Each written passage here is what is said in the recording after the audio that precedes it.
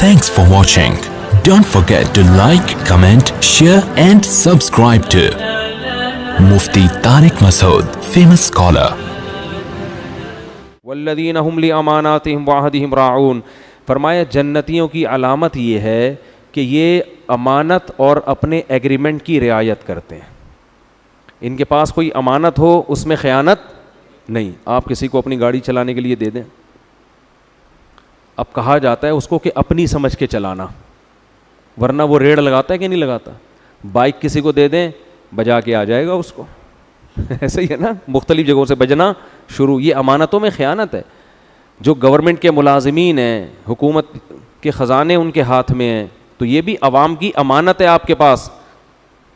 بہت امانت کا مفہوم بہت وسیع ہے. تو فرمایا کہ جنتی لوگ امانت کے معاملے میں 2 نمبر نہیں ہوتے, 1 نمبر ہوتے. مالک مکان نے آپ کو گھر دیا ہوا ہے کرائے پر, اس کا گھر آپ کے پاس امانت ہے, اس کی واٹ نہ لگاؤ. اپنے گھر کو کیسے محفوظ رکھتے ہیں. مالک مکان کا جو گھر ہوتا ہے نا, جب اس کو چھوڑ کر جاتے ہیں اس گھر کی دیواروں کا حال دیکھو, دروازوں کا حال دیکھو, گلے ہوئے ہوتے ہیں دروازے. تبھی لوگ گھر بنا کے عام طور پر اب کرایہ داروں کے حوالے نہیں کر رہے ہوتے کہ اتنا کم بخت کرایہ نہیں دے گا جتنا ریپیئرنگ میں خرچہ آ جائے گا اس کی. تو یہ بھی امانتوں میں کیا ہو رہی ہے, خیانت. فرمایا وعہدہم راعون, اپنے ایگریمنٹ کو پورا کرتے ہیں. ایک ہوتا ہے وعدہ, ایک ہوتا ہے معاہدہ. وعدہ تو یہ ہوتا ہے کل میں آپ کے پاس 4 بجے آؤں گا, تو اس میں تو کوئی عذر ہو آپ منع کر دیں, بھائی میں پہلے بتا دیں اس کو. لیکن ایک ہوتا ہے ایگریمنٹ. ایگریمنٹ ہوتا ہے دونوں طرف سے, جیسے خرید و فروخت کے ایگریمنٹ ہوتے ہیں. اس نے آپ کو چیز ڈیلیور کر دی, اب آپ پیمنٹ ٹائم پہ نہیں کر رہے, تو یہ معاہدے کی خلاف ورزی ہے. سمجھتے ہو کہ نہیں سمجھتے؟ تو یہ معاہدوں کی خلاف ورزی اسلام میں بہت بڑا جرم ہے. جنگ بندی کا معاہدہ ہوا, اس میں آپ نے گڑبڑ کر دی. تو معاہدہ دونوں طرف سے ہوتا ہے. اللہ فرماتے ہیں والذین هم علی صلواتہم یحافظون. نماز کا ذکر 2 دفعہ کیا. پہلا یہ کہ نمازوں میں خشوع پیدا کرتے ہیں, دوسرا یہ کہ نمازوں کی حفاظت بہت ضروری ہے. نماز پڑھتے نہیں ہیں, محافظت, کیونکہ جو نمازی ہوتا ہے نا ہر وقت اس کو فکر لگی ہوتی ہے کون سی نماز کا ٹائم ہو گیا ہے اور کون سی نماز کا ٹائم ہونے والا ہے. سفر میں, حضر میں, میدان جنگ میں بھی اس کو فکر لگی رہتی ہے. تو اس لیے اللہ فرماتے ہیں یہ لوگ نمازوں کی حفاظت کرتے ہیں. تو جو یہ کریں گے اولئک هم الوارثون, یہ لوگ اصل میں وارث ہیں. الذین یرثون الفردوس, جو جنت الفردوس کے وارث ہیں. ہم فیہا خالدون, اس میں ہمیشہ ہمیشہ رہیں گے. علامہ مناوی ایک بہت بڑے مفسر ہیں, وہ فرماتے ہیں جنت اگر سونے چاندی کی نہ ہوتی, حوریں اور باغات نہ ہوتے, مٹی کی سادہ گاؤں جیسی ہوتی. 2-4 بھینسیں بندی ہوئی ہوتی ہیں, ایک کتا ٹہل رہا ہوتا ہے, 1-2 گدھے کھڑے ہوئے ہوتے ہیں وہاں پہ, فرض کر لو ہے بھائی. لیکن اس میں صرف اتنی بات ہوتی کہ یہاں موت نہیں ہے کبھی. تو فرمایا اس دنیا کے 1000 گز کے بنگلوں سے پھر بھی وہ بہتر تھی. اگر آپ کو ابھی کوئی کہے کہ تمہیں میں چیچا وطنی کے کسی گاؤں میں لے جا کے چھوڑ دیتا ہوں ڈیفنس کے بنگلے سے نکال کے, آپ کبھی بھی ایگری؟ چیچا وطنی میں بھی لوگ بیان سنتے ہیں, چیچا وطنی تو سنا بڑا اچھا شہر ہے. کوئی اور بول لو, کوئی بھی گاؤں. ایک دفعہ میں نے ایسے بول دیا چیچا وطنی سے فون آ گیا, بھائی چیچا وطنی کیوں بدنام کر رہے ہو مفتی صاحب چیچا وطنی کو, ہیں نہیں مچھر کالونی تو ایک سی VIP جگہ ہے. نہیں بھائی, لیاری والوں سے تو پنگا لے ہی نہیں سکتا آدمی. صحیح ہے نا. تو وہ کہتا ہے نا ایسا کہیں بھی گاؤں دیہات میں نا جہاں گائے گدھے گھوڑے اس طرح کی زندگی ہو. میں تھر گیا ایک دفعہ, تو کہیں مدد تقسیم کرنی تھی, ریگستانوں میں لوگ رہ رہے ہیں. ہم جب چارپائیوں پہ سونے کے لیے لیٹے ہی ہیں نا رات کو, تو گدھوں کی کانفرنس شروع ہو گئی پوری.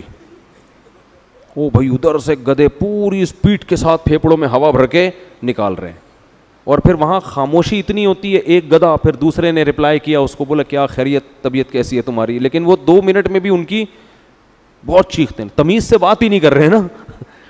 ہم لوگ ہم 8-10 افراد تھے, تو سارے ہی اٹھ کے بیٹھ گئے تھوڑی دیر میں, کسی کو بھی نیند نہیں آ رہی. اور پھر ہم سب کو ہنسی آ گئی کہ یار ان گدھوں کو دیکھو. گدھے سے یاد آیا, بلوچستان کا سفر تھا, تو کچھ گدھے 8-10 گدھے اکٹھے کھڑے ہوئے تھے. ہمارے ایک دوست بھی وہیں کھڑے ہوئے تھے, تو میں نے ویسے ہی بولا, میں نے کہا یار یہ گدھا اتنا محنتی جانور ہے, اس بیچارے کو گدھا کیوں کہتے ہیں, یعنی حماقت میں اس کو کیوں مشہور کیا ہوا ہے, یہ اتنا وفادار, اتنا محنتی اور پھر بھی بدنام. اللہ نے دکھانا تھا مجھے. وہ ہائی وے پہ تھوڑی دیر میں دیکھا, دوپہر کے وقت میں ایک گدھا ہائی وے کے بیچ میں آگے کھڑا ہو گیا, ایسے نہ کھڑا ہوا ہے بالکل روڈ پہ اس طرح سے کہ روڈ بلاک کر کے.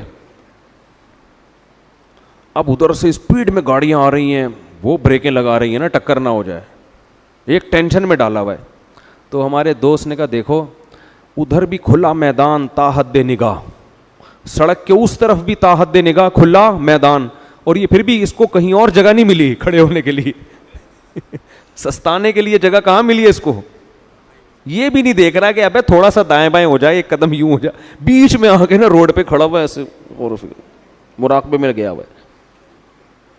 تو میں نے کہا اللہ نے مجھے دکھانا تھا کہ گدھے کو گدھا کیوں کہ واقعی یہ گدھے پہ ہی سوٹ کرتی ہے یہ چیزیں. تو خیر کہاں سے کہاں بات چلی گئی بھائی.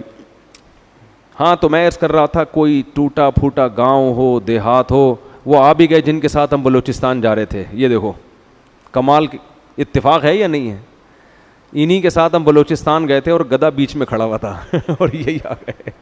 ٹھیک ہے تو اللہ تعالیٰ نے کیا بات کر رہا تھا میں, تو گاؤں دیہات میں آپ ہو, مٹی کے گھروندے ہوں, لیکن وہاں ایک بات ہو کہ کوئی فرشتہ آپ سے آ کے کہہ دے کہ یہاں آپ نے ہمیشہ رہنا ہے, آپ پر موت نہیں آئے گی, تو انسان ڈیفینس کے بنگلوں کو چھوڑ کر وہاں چلا جائے, ساری دنیا آ جائے گی وہاں.